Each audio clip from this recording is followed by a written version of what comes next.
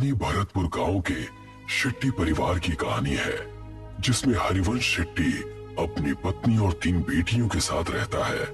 हरिवंश पेशे से इंजीनियर है और अपनी तीनों बेटियों को बहुत पढ़ा लिखा कर अपने पैरों पर खड़ा करना चाहता है।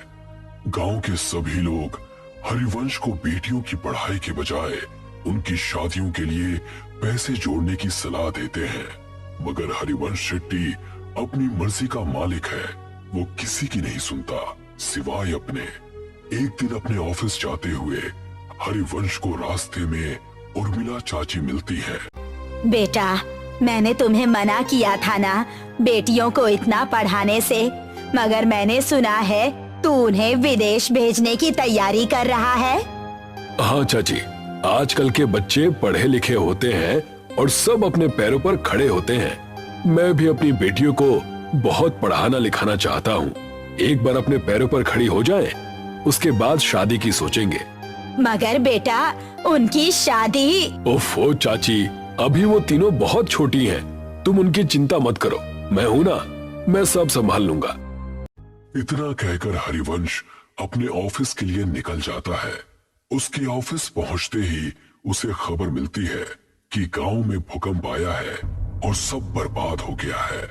हरिवंश वापस घर पहुंचता है और देखता है कि उसका पूरा गांव बर्बाद हो गया है। अरे ये सब क्या हो गया? मैं तो लुट गया, बर्बाद हो गया। अब कैसे सब हो पाएगा? मेरी बेटियां कैसे विदेश जाएंगी और आगे की पढ़ाई करेंगी? अजी, नुकसान तो पूरे गांव का हुआ है, मगर भगवान की कृपा है कि हम में से किसी को कुछ नहीं हुआ। सभी लोग जल्दी से जल्दी गांव को खाली कर दो। सरकार ने कहा है यहाँ अभी और बड़े भूकंप आने वाले हैं। देखते ही देखते पूरा गांव नदी पार करने के लिए इकट्ठा हो जाता है। सभी नदी के किनारे खड़े जिट्टी का इंतजार करते हैं। वहीं हरिवंश शेट्टी का परिवार भी अपने नंबर का इंतजार करता है। हरिवंश किसी सोच में डूबा है, तभी उसके कंधे पर कोई हाथ रखता है। हरिवंश पलट कर देखता है तो वो डर जाता है। खून से लथपथ एक आदमी उससे कहता है, बहुत लंबा इंतजार करवाया है तूने, आखिरकार तू हमारी पकड़ में आ ही गया। हरिवंश उस आदमी को देखकर डर जाता है। वो आसपास देखता है, सभी लोग नॉर्मल हैं। ऐसा लगता है जैसे हरिवंश के अलावा किसी और को वो आदमी नजर ही नहीं आ रहा। कौन हो तुम और मेरा इंतजार क्यों कर रहे थे? आत्मा कुछ कहती कि तभी हरिवंश की सबसे छोटी बेटी उससे कहती है, पापा, हम कब से यहाँ इंतजार कर रहे हैं। सबका नंबर आ रहा है, मगर हमारा बोट में नंबर ही नहीं आ रहा।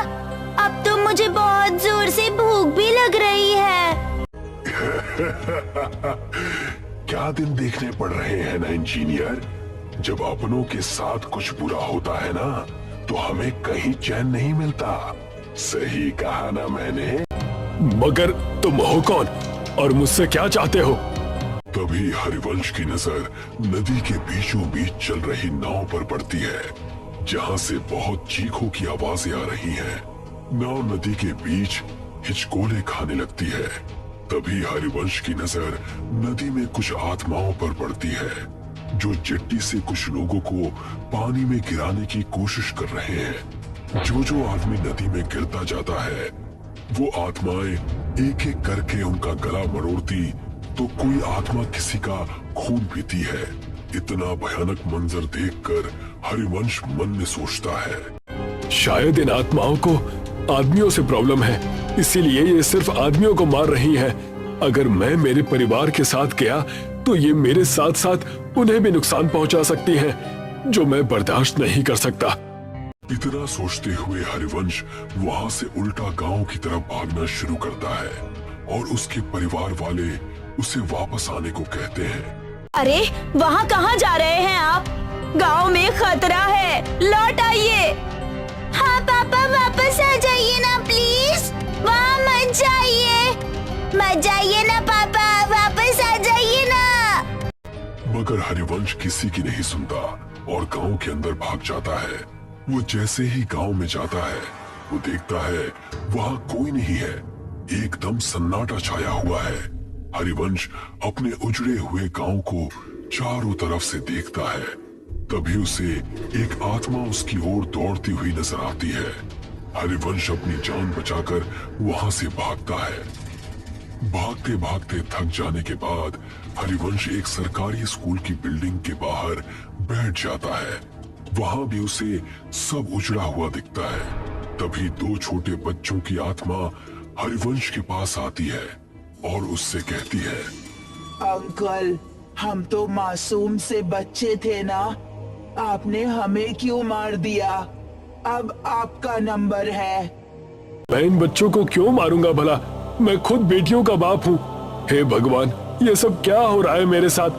वहाँ मेरा परिवार भी अकेला है। मुझे लगता है इन सबको कोई गलतफहमी हो रही है। हरिवंश ऐसा मन में सोच रहा होता है कि तभी एक भयानक औरत की आत्मा वहां आ जाती है और हरिवंश से कहती है, जब अपने परिवार से इतना प्यार करते हो तो दूसरों के बारे में कभी क्यों नहीं सोचते? अब तुम मरोगे और बहुत बुरी मौत मरोगे। हरिवंश ये सब देखता है और फिर इधर उधर भागने लगता है।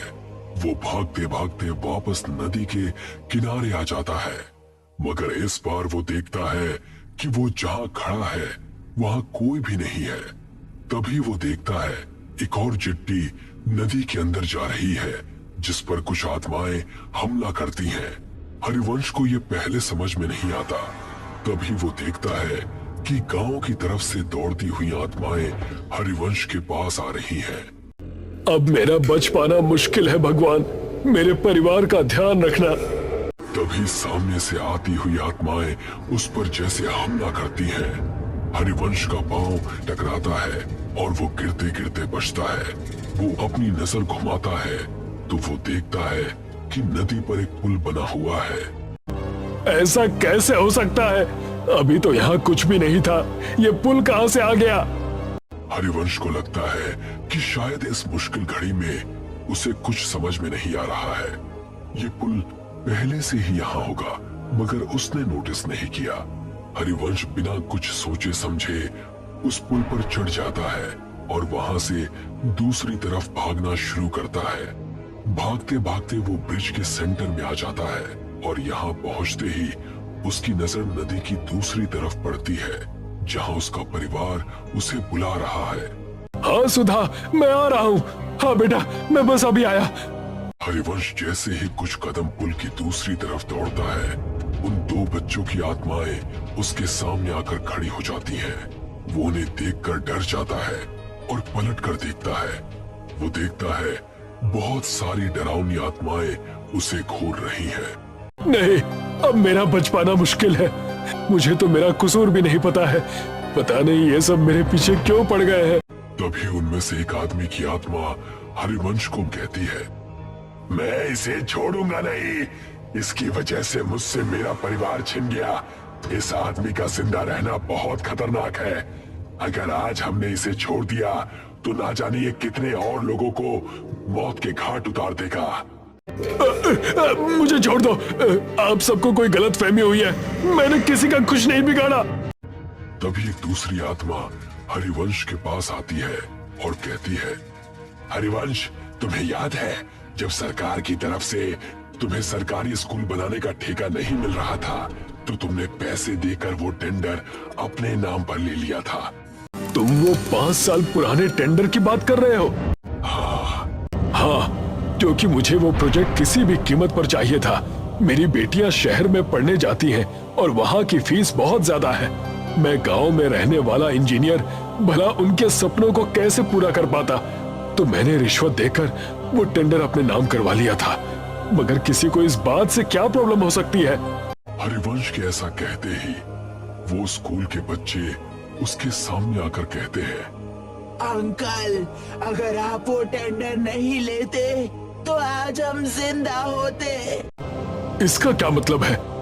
इसका सिंपल सा मतलब है अंकल कि आपने बच्चों के भविष्य का ध्यान रखा, मगर गांव में रहने वाले गरीब परिवार के बच्चों का ध्यान नहीं रखा। तभी आपने टेंडर अपने नाम किया, मगर उसमें भी पैसा बचाने के चक्कर में आपने घटिया मटेरियल का यूज किया, जिसकी वजह से हमारा स्कूल बिना किसी वजह से ही टूट कर गिर गया और हम जैसे सैकड़ों बच्चों की जान चली गई। ये सुनकर हरिवंश का मुंह खुला का खुला रह जाता है। वो कुछ कहता कि तभी एक औरत हरिवंश के पास आती है और उससे कहती है, इंसान नहीं राक्षस है तू। मेरे बच्चों और मेरे पति को खा गया, अब तू मरेगा। तेरे घर वाले तेरे मरने का तमाशा देखेंगे। उन आत्माओं की भीड़ में से 2 आदमियों की आत्माएं निकलती हैं और हरिवंश को हवा में उल्टा लटका देती हैं। उल्टा लटका हरिवंश उनसे कहता है, मेरी गलती माफी लायक तो नहीं है, मगर फिर भी मैं आप सबसे हाथ जोड़कर माफी मांगता हूँ कि मेरी भूल को माफ कर दो। तभी आत्माओं की शक्ति से उल्टा लटका हरिवंश गोल गोल चक्री के जैसे घूमने लगता है। तूने कोई भूल नहीं की इंजीनियर, तूने तो सब सोच समझ कर किया है और जो तूने किया है ना उसे पाप कहते हैं। पाप की माफी नहीं होती, उसकी सजा होती है जो अब तुझे हम देंगे। नहीं नहीं, मैंने कुछ भी जानबूझकर नहीं किया, प्लीज मुझे माफ कर दो, प्लीज जाने दो।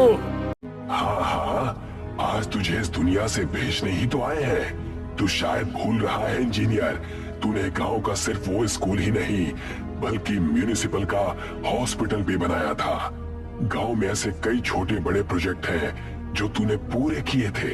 और हाँ, आज जो ये तू इस ब्रिज में झूल रहा है ये भी तो तूने ही बनाया था। तुझे अंदाजा भी है कि तेरे बनाए गए सभी प्रोजेक्ट्स का एक जैसा ही हाल हुआ है, तो तू 1-2 नहीं बल्कि हजारों मौतों का अकेला जिम्मेदार है। ये सब सुनकर हरिवंश को अपनी सारी काली करतूतें याद आ जाती हैं और वो उन सब से कहता है, हाँ, मैं सब कुछ स्वीकार करता हूँ, मैं सारी गलतियां मानता हूँ, मैं इन सब का दोषी हूँ। मगर हर माँ बाप अपने बच्चों की खुशी के लिए कुछ भी करता है, तो मैंने भी मेरे बच्चों के भविष्य के लिए ऐसा किया था। हालांकि मैं अब ये बात मानता हूँ कि मैंने जो भी किया वो सब गलत था। हरिवंश की माफी से किसी को कोई फर्क नहीं पड़ता और देखते ही देखते वो आत्माएं वहां से एक एक करके गायब होने लगती हैं। हरिवंश को समझ में नहीं आता कि ये सब क्या हुआ। वो हवा में उल्टा लटका हुआ है, उसे पुल पर कोई नहीं दिखता, सब गायब हो जाते हैं। वहां उसके परिवार को चिट्ठी मिल जाती है। वो दूर से ही अपने परिवार को नदी की दूसरी तरफ जाते हुए देखता है। जिस ब्रिज के ऊपर वो उल्टा लटका है वो ब्रिज भी धीरे धीरे गायब हो रहा है। हरिवंश जैसे ही खुद को खुले आसमान के नीचे नदी के बीचों बीच उल्टा लटका हुआ देखता है, वो देखता है कि उसके आसपास उसी की तरफ बाकी की आत्माएं भी उल्टी लटकी हैं। वो उन्हें देखकर डर जाता है। तू और तेरा साथ देने वाले सभी लोग अब इस दुनिया में नहीं हैं और आगे भी जब जब तुझ जैसे लोग ऐसा काम करेंगे हम उन्हें सजा देने आते रहेंगे। इतना कहकर वो सारी आत्माएं हरिवंश पर झपट्टा मारती हैं